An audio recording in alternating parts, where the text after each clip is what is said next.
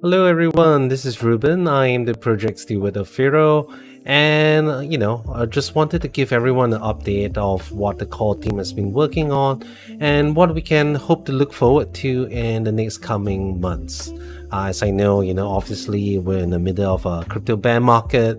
There's a lot of frayed nerves, and I just wanted to reassure you that we're still working, we're still building. We're building for a better private future, and I just wanted to share what's going on right now.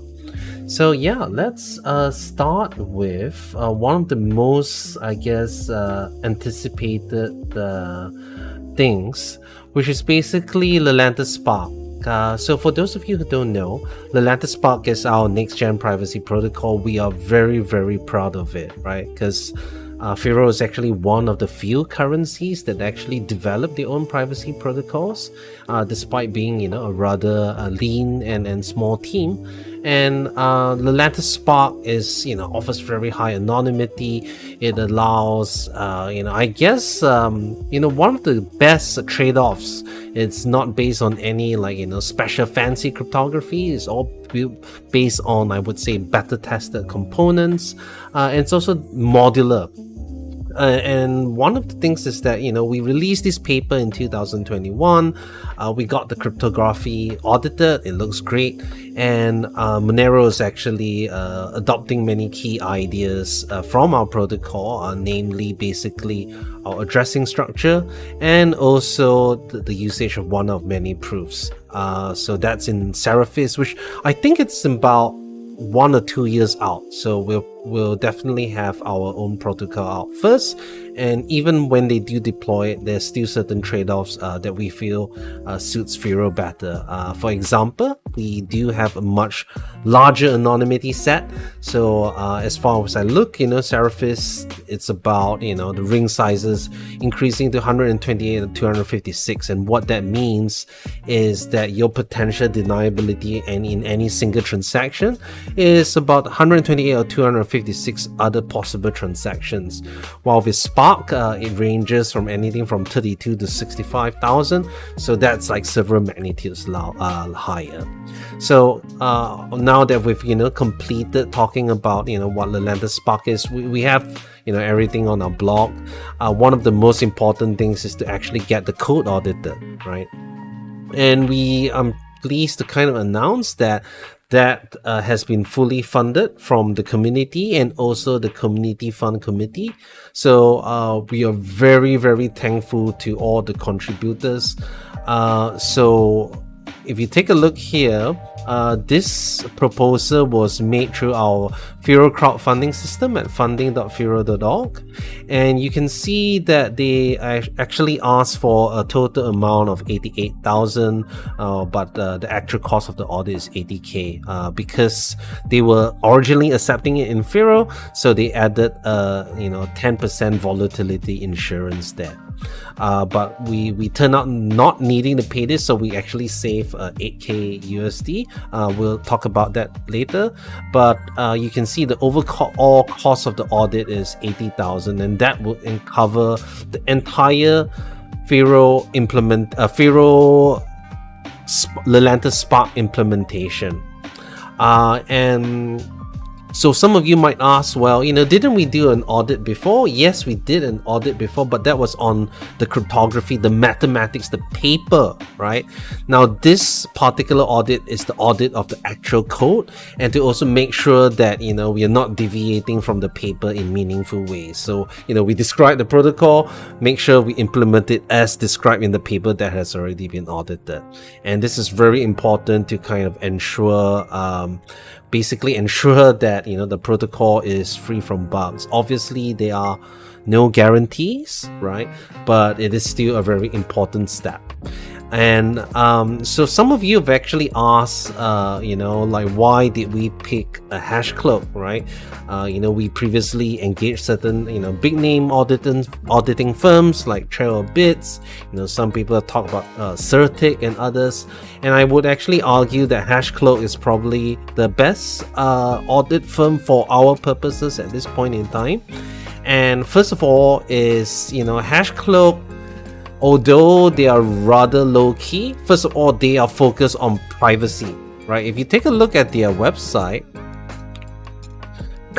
they're not, they do smart contract audits and stuff like that, but if you can take a look, this particular audit firm or consultancy really focus on privacy tech, right? So this is kind of their specialty, while other audit firms, they have a broad spectrum of stuff. This is really, they are the subject matter experts in this area. The other thing is that they have actually, when we actually went through 2 audits of our cryptography protocol, Spark, and we found that the work that HashCloak did was very, very impressive. They really dug into it. They really truly care about the protocol, and they actually did find certain things to be resolved within the paper. So we had a really good working experience with them, and they are already familiar with Lelantus Spark cryptography, which makes them in a better position to audit the code itself. Now, if you take a look, the amount that they're asking for is 80,000. If you take a look at other audits of similar things, now you're not talking about those like simple smart contract that's a copy paste of something. This is like unique, basically custom code, right? And I mean, even if you just do like a copy paste of something on DeFi, it costs about 10 to 20k or so. But this is a whole month of work, actually 6 weeks, 4 months doing the audit, and 2 weeks to actually work through any fixes that are required. So this is, working out very well. And obviously, we are a community funded project. This would have been a severe, I wouldn't say severe, it would be a significant amount that would have been come up from the core team. But thankfully, we had some very, very generous donations.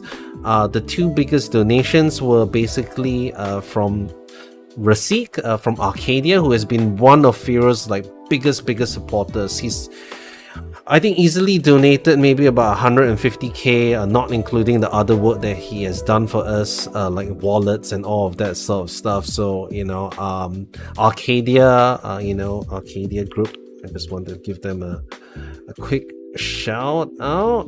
Arcadia. This company has been one of Firo's biggest supporters, and if anyone's looking for a really stand-up guy, a bit of a shield here, but they've really helped us a lot. And if you take a look, they have been giving us donations without any strings attached, right? That means there's no lock-in, there's no investment, there's no Firo in return. It's a pure donation, and we are very, very thankful to Arcadia and Rasikh for this donation. The other very big amount came from the Community Fund Committee, which was basically, so the Firo Community Fund is basically run by a committee of 7 elected community members. And this is elected from the community. The core team has no say about the vote. We can express our opinion, but we don't have a vote in deciding whether the proposal goes through. So the fund is, decision making is totally not controlled by the core team. Obviously, our opinion still carries some weight, because we know, I guess, the project more intimately. We can advise, but the ultimate decision does not lie with the core team. And they have decided to raise the balance, which was this particular amount that came from the Community Fund Committee or the Firo Community Fund. So we had big contributions from many individuals. If you take a look, there's 24 individual contributions here, and you can also see several other contributions here from various really cool community members. So take a look, you look Rasikh here again, Sebastian, and a lot of direct Firo donations, Kuro. So yeah, and we are thankful for every single person that donated. Every little bit count, and this audit wouldn't be possible without everyone's support. Now, the other cool thing is that we did this donation, of course, on our funding website, right? But we have also engaged Magic Grants, which is it's basically a non-profit agency, or non-profit like organization in the US that's run by a couple of really cool people that actually really support privacy tech. And why we want to do this is, first of all, if you donate through Magic Grants, if you donated here, you would, if you are a US citizen or in the US jurisdiction, it is tax deductible, so that's great, right? The other thing is that they can disperse directly US dollars, right? Because with Firo, we are kind of like decentralized. It's also very hard for us to open a bank account. Having Magic Grants to be able to disperse direct fiat US dollars to our the audit firm, the HashCloud here, really helps. And it's all done without charge. So because they are remitting in US dollars, there was no need for the volatility insurance, and so they kind of save us $8,000 US. So big thanks to Magic Grants, and especially Justin, who kind of like brought us in and allowed this arrangement to happen, and we are very pleased. You can see they have also funded like other works with Monero and stuff. So really cool bunch of people. And again, thanks to everyone who made this happen. So, okay, when is this audit starting? So right now we're kind of in the final stages of finishing implementation of Lelantus Spark. We actually have everything working right now. We're just writing the unit tests. We are actually also, just testing it, and we aim to give the code to the auditors on the 24th, which is about two weeks from now or so, like slightly less than 2 weeks, or about like 11 days or so. So that's really soon. And the audit will go on for four weeks, and another 2 weeks to kind of review and help us work through any kind of fixes. This audit itself is actually heavily discounted. This type with a search for other codes, they're easily in the 150 to 200k region, and because we are community based, open source, everything, not VC funded, this discount was actually given to us. So we're very thankful to HashCloud for supporting the privacy tech as well. So if you take a look, Firo is supported by many people who believe in our vision, and it's tough times, but we are very thankful of everyone that continues making this project possible out of the goodness of their own heart, right? So that's really cool. So what happens after the audit is completed? We'll fix anything that needs to be done. We'll put it out on testnet. We'll put it out, and then there'll be one more round of testing, and then we'll probably release. Originally we wanted to kind of release by the end of the year. We due to the holidays and stuff like that, we think that it may not be the best time to activate it when so many exchanges and mining pools and everything are on holiday. So probably January or so. We're in the bear market, so it doesn't really, we're not in a rush to deploy things, and we rather get it right and make sure that we have a smooth transition over. So that ends kind of bit like the Lelantus Spark Code Audit and how the work has been going on. Really happy about that. If anyone wants to take a look, it'll be all updated in our forum as usual. So again, yes. So what else has been happening? One of the biggest, awaited stuff that we've been working on for maybe a bit too long is the Elysium tokenization layer. And what that means is that anyone can create their own tokens. It can be a dog coin, it can be a voting token, it can be even a private stable coin. This Elysium allows anyone to create these coins and to actually enjoy all the like Lelantus technology out from with very, very cheap privacy, right? You don't have to use Tornado Cash or something that is, not at the protocol level, costs a lot. This is like, really, really easy and really good. So it's actually, fully functional, right? You can actually try it out on mainnet today. And if you take a look, if you go to our release page on Firo client, not the Firo one, because we are only working on the more like the Electron wallet, which we'll show later. You will see there is a release candidate that was released 2 weeks ago, and we recommend anyone to create their own tokens and have some fun on it, right? Obviously this is shouldn't be used in production wallets, but you can use it on mainnet, have some fun. You can create your own tokens. So let's take a look actually at how this looks like, right? Let's see. So okay, like this is a wallet, right? That's actually on mainnet right now. And if you take a look there, this is this new Elysium tab, right? And you can see there's private balance and public balance and all of this, right? These are all Elysium assets. So they can have various properties, and you can even create your own token. That's really, really easy, right? You can just put the name, what do you want to call it, meme coin or whatnot, how many you want to issue, and what ticker that you want. Put in all this description, you press OK, and it creates the token. So no need to fiddle around with like command line and stuff. We've made it really, really easy to create your own token. Now, what is enable management? Enable management means that you can change the supply of the token. So why would I want this, right? So for example, if I'm doing like a privacy stablecoin, or like I want to make some sort of like Firo USD, right? And obviously the more USD that's being backed, I need to increase the supply of Firo USD.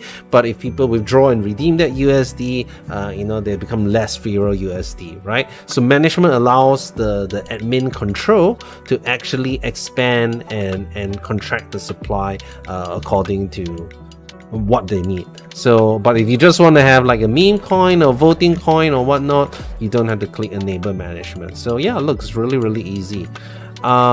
This is like adding existing tokens. That means like if people send you tokens, you just need to enter the transaction ID, and you can see it knows that this is test token 4.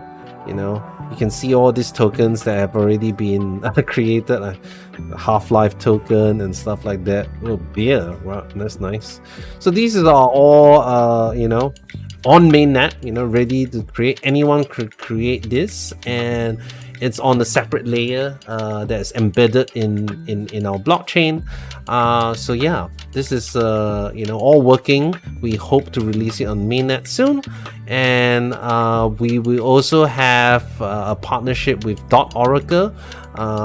If you take a look here, we actually do have a partnership with Oracle, and they are basically allowing other they serve as a bridge to kind of connect Elysium with other chains. So that includes Ethereum, Polkadot, Avalanche, Moonbeam, BSC, Polygon, Phantom, Tomo chain. So there's many stuff, right? And if you take a look at let's see, the Oracle network, if you look at their bridge, obviously Elysium is not here yet, but if you take a look, you can bridge tokens from Ethereum to Binance Smart Chain, and it's all pretty easy and straightforward here. So this is really, really cool. Like it's a cross-chain technology, it's a bridge, and yeah, really excited to see these. The last that they updated this is they said they hope to get that up by the end of the year, so that should be coming really soon as well. So that is Elysium. I do recommend. Also, if you take a look, it's also directly integrated here. If I want to send a Elysium asset, I just need to do all of this, right? Receive, I can use any of the addresses here and receive Elysium assets, just like any other Firo token. That means an address can hold multiple different tokens here.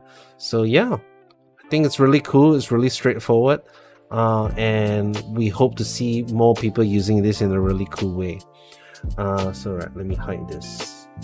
Okay. Now just a very quick explanation of what's happening with Elysium, right? So Elysium is kind of, I would say, like our first iteration of having a privacy ecosystem, an asset tokenization layer, where Firo is not just a privacy coin, but we are also privacy as a service, right? And means that unlike in Ethereum, where when you spend a coin, right, even if it's private and whatnot, it's quite tricky to hide where the gas is coming from, because the gas has to come from somewhere. And right now they don't have this concept called account abstraction where the smart contract can pay the gas. So an address always has to pay the gas for anything, or they have to use a complex system of relayers. But because we already have Lelantus technology in Firo, right? Whenever you do a transaction on Elysium, right, it would actually use your Firo private balance. That means you use your Lelantus hidden balance, and the amounts and the fees are paid using Lelantus transactions. So the source of that fee is actually hidden, by default. So we think that's really cool, and it's very easy to use. Now, Elysium, as I mentioned, is our first iteration, right? And we already have the next thing that is coming is basically Spark assets. We already have a plan on how to migrate Spark from Elysium tokens to Spark assets, so it should be relatively seamless. So it's okay to build stuff on Elysium right now, but eventually we want to use Spark technology, because so Elysium is running Lelantus right now, but we are moving to Lelantus Spark, right, which is our new privacy protocol, and we want to bring that technology to Elysium, using this thing called SPATs, or Spark assets. And what is Spark assets? The cool thing about Spark assets is, like, right now, okay, if I go to this wallet, right, when I send this MT1, while the source is hidden and all this sort of stuff, the change in amount is also hidden, you still know that this managed token 1 is being transferred. That means the asset type is not hidden in Elysium. So if I am transferring Firo USD, people know that Firo USD is being moved, but they just don't know, where it's coming from. So there is some level of privacy, but wouldn't it be better if all transactions look like each other? So whether I am sending a dot coin or a Firo USD, they are indistinguishable from each other, and that means that the privacy increases a lot, right? So that means you're not locked to, like, for example, in Tornado Cash, you have a pool in USDC, you have a pool in USDT, and if there's a pool in DAI, if not many people anonymize using USDT or DAI or something like that, then your anonymity set for that asset is very low. But with Spark assets, right, basically any transaction using Spark assets increases the anonymity set of every single other asset. So that's really, really important as well. And this is, we've already figured out, we have a whole paper that's out for this. We haven't started coding for it yet because we wanted to get Lelantus Spark out before rolling this into our asset layer. But this is, if you want to read this is on our blog, and how the SPATs fits in Firo's roadmap is all here. Cool. All right.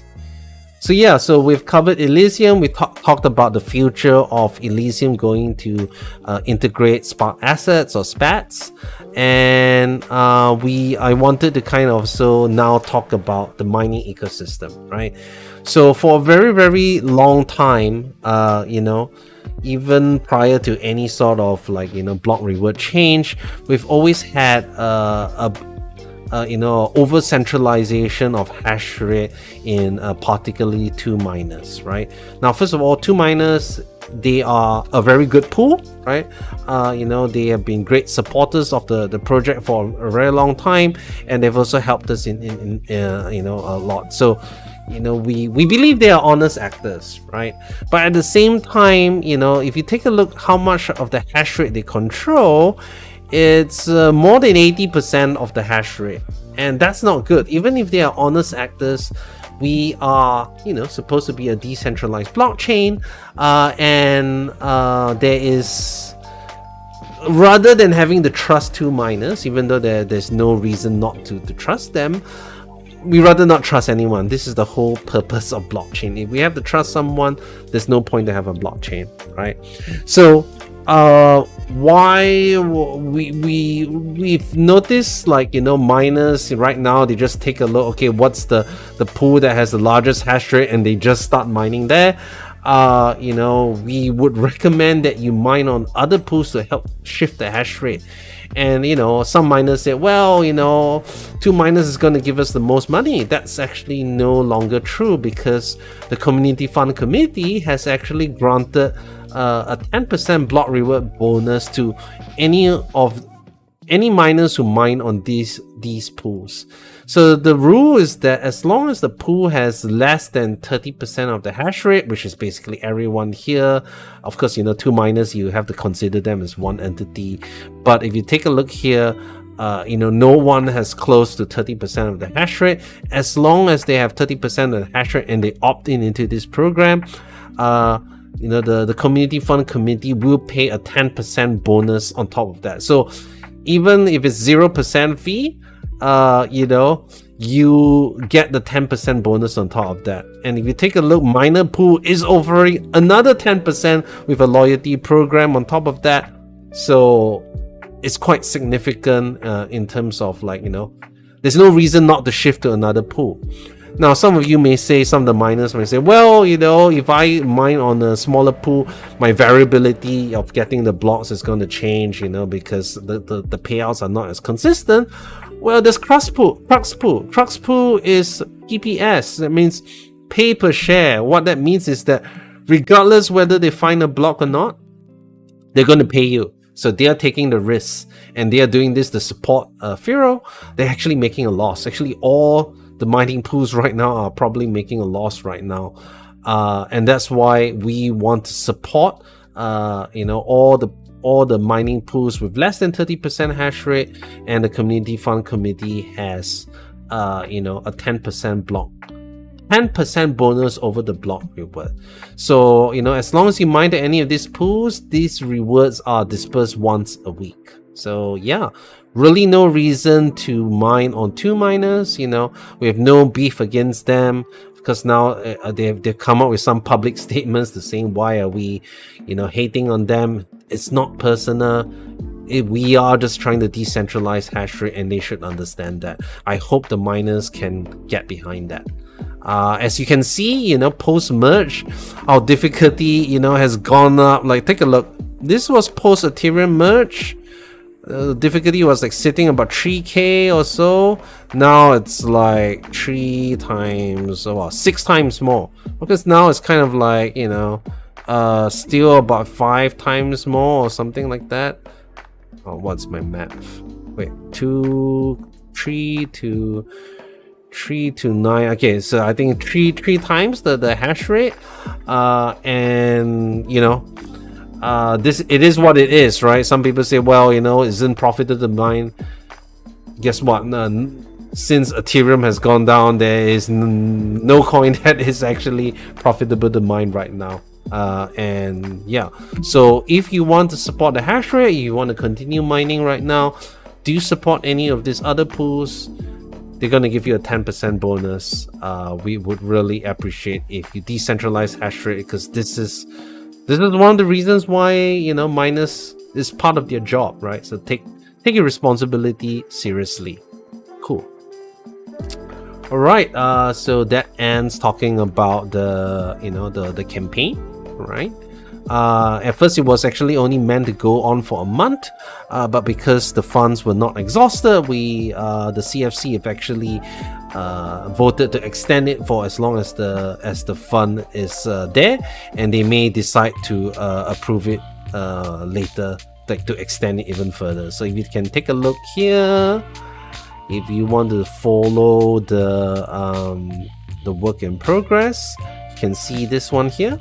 So 1000 Firo was granted so far. Even though 1 month has passed, only 316 Firo has been paid out, because there's not that much hash rate that's switched to this pools yet, and we really hope to see these. Hopefully by the end of this campaign we will see a much healthier ecosystem, and we also want to support all these new pools that are coming up. If you take a look, K1 pool just recently came out as well, Raptor hashes came out as well, coin miners was also new. So we really want to make sure we have a healthy ecosystem rather than just one big pool.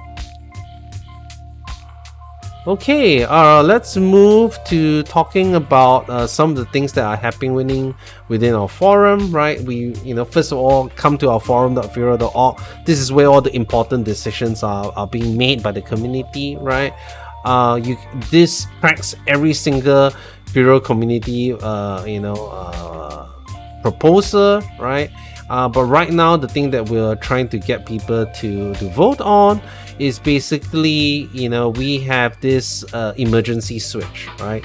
And what is this emergency switch? Is basically a switch that's given to the core team that allows us to turn off the privacy features of Firo temporarily. Well, why would you want that? If we're under attack, all right, or, you know, there's a vulnerability in the protocol, we can swiftly shut it down to limit any damage. And we have used this 3 times. One which it was during the 51% attack. We wanted to make sure that during the 51% attack, the guy could not, you know, hide the double spend funds. So we you know, chose to activate that switch. And first of all, this emergency switch was actually decided to be implemented by the community, right? The core team asked, did you guys want it? You guys thought it was you know, good to have this temporarily, and it helped us a lot in mitigating the damage of this 51% attack. Obviously now that's no longer possible, as in you can't 51% attack us anymore, because we have the chain locks, and you would have to compromise both the masternode layer and the mining to be able to do a double spend. But back then, this was about 2 weeks before we implemented chain locks, that unfortunate event happened. In February, you know, there was a Lelantus vulnerability. We activated the switch, we hardened Lelantus and reactivated it in a couple of months. Was it maybe like not that long after? There was another time that we activated it. It was a very short time. Basically, we wanted to make sure that hardware wallets could support Lelantus spends, right? And we had to move that payload off, and we wanted to make sure during the transition there was no, like, you know, Lelantus caught in the mempool and stuff like that. And this was like disabled for a couple of hours and re-enabled after the hard fork completed. So we've been using this rather sparingly, you know, rather only when it's an emergency or when we're transitioning to something new, and it's very useful. But at the same time, it's a centralization risk, right? Because it's not good to have the core team to have the power to turn off private transactions. Now, this emergency switch does not give us any power to de-anonymize. All right, we still don't know what, you know, who is owning what, right? It's not a backdoor or anything, and right now it's like on and off, right? There's no like targeting of a specific funds. So that's kind of like, you know, kind of controls our power. And obviously we are privacy coin. When we disable our privacy feature, it's not a good thing. There's no real incentive for us to keep it disabled for too long. But at the same time, given the recent events of what happened with Tornado Cash, where the core team was, found to be facilitating money laundering, which, we disagree. They just put the code and let things out. We want to kind of, reduce any sort of control that we have over the privacy protocol eventually, right? Now, because Spark is coming in a couple of months, now it's already October, maybe, Spark will be in January, and Spark is brand new, right? There are a few things to be decided. Should we extend the existing Lelantus emergency switch, because there will be that emergency switch is still going to be on for during the transition period, right? Should we just keep it and while we sunset it, just have the emergency switch, and once we totally wean off Lelantus, then we don't need it anymore, right? Because once Sparks comes up, you aren't able to make new Lelantus mints. You can spend the existing funds, but you cannot make new Lelantus mints. Everything has to go into Spark after that. The next question is whether should we implement this emergency switch for Spark, right? And if so, for how long, right? So that means now that we're moving to the new privacy protocol, should we still have this emergency for the new protocol? Maybe wise to have it for 12 months or so. And the last one is that because we don't want to have to maintain so many different privacy protocols, Lelantus is being sunsetted. How long should we give for Lelantus, for people to convert their funds from Lelantus to move into Spark, right? And we know that some people may not check for a year or so or something like that. So we don't want to say, oh, suddenly they come back after a year and they lost their funds. But at the same time, we would not recommend keeping it open indefinitely, because our attention is no longer on Lelantus, everything's on Spark. So if somehow someone manages to find a vulnerability in Lelantus, that also impacts the integrity of the entire system. Lelantus has been running for quite a while, I think more than 2 years, almost 2 years. So, it seems to be, quite safe. But at the same time, it's better to just close off this, I would say, like potential attack area. So so far it seems like the community is quite okay with extending this, for of course a fixed period of time, and we welcome people to weigh in their opinions here. Okay, so just a quick reminder, this is actually a revamped Firo crowdfunding system at funding.firo.org. Anyone can submit an idea, and the cool thing is that when you submit an idea and you put it here, it actually opens a discussion on the forum where people can actually discuss about this. So, obviously the process is that, you create a proposal, hopefully, you get... It is up to you as the proposer to drum up support for your proposal. If you do nothing and just like leave it there, it's gonna be like this, right? Because, well, you have to approach the community, come into our chat channels, come into our forum channels and say like, hey, what do you guys think? Look at my work, and get funding, right? You cannot expect just to make the proposal and for the core team to think. We can remind people, but it is the job of the proposer to drum up support for it. Once it's drum up enough support, people say they want it, right? Then it will move into the funding stage. So you can see, everything has been funded so far, and these are the fully funded projects. So you can see most of this has been funded through the Firo Community Fund, which is the one that's run by the 7-member committee, but some of them, like including the code audit, has also community contributions as well, like quite substantial community contributions. So just a quick reminder that this is all there. Right, cool.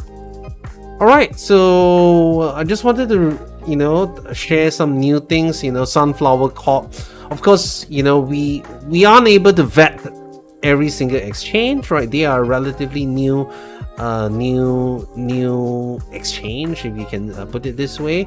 But they recently added a perpetual. What that means is actually a futures contract. That means you're not actually holding Firo, you're betting on the price of Firo. It makes it easier to long or short on leverage, and there's no KYC required for this particular derivative exchange, right?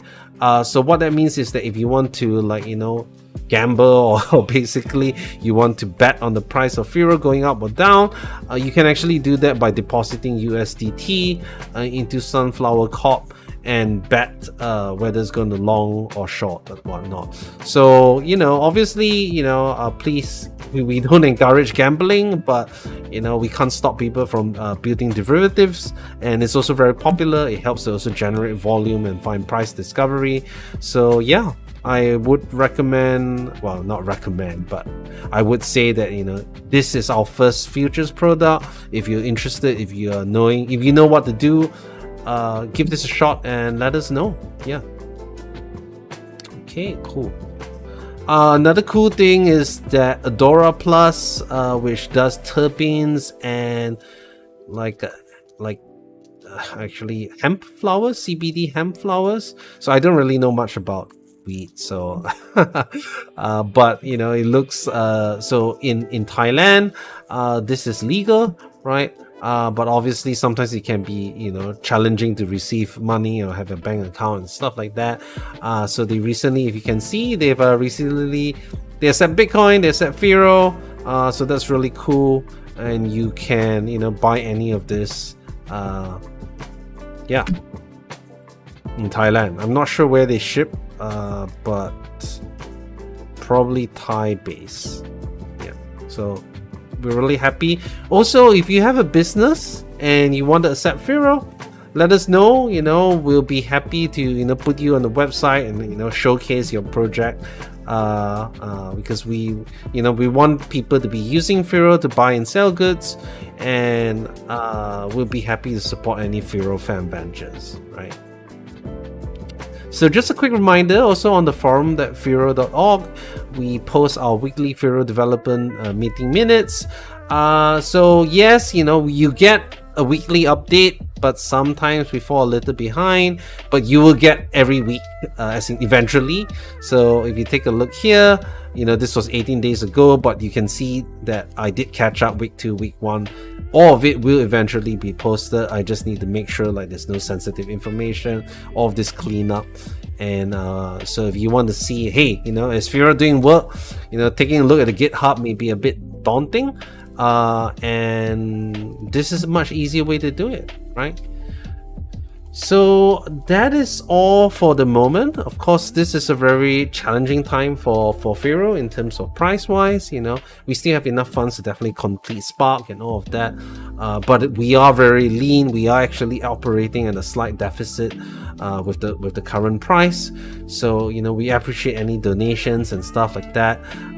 You can always donate to us. Usually the best way to do it is to we'll probably create a new crowdfunding system to just a general donation to allow us, if you want to donate some Firo to us, or you can donate to any of the proposals that come out as well, right? So that really helps us out, and yeah, that kind of wraps things up. I hope everyone is really excited with all the developments that that we've been working on. Rain or shine, we are here to build really cool stuff. There are a few things that are coming really soon. There is something called Stack Wallet, which is, I don't know, let's see. Here we go. So Stack Wallet is developed by CipherStack. Let me just show you, right?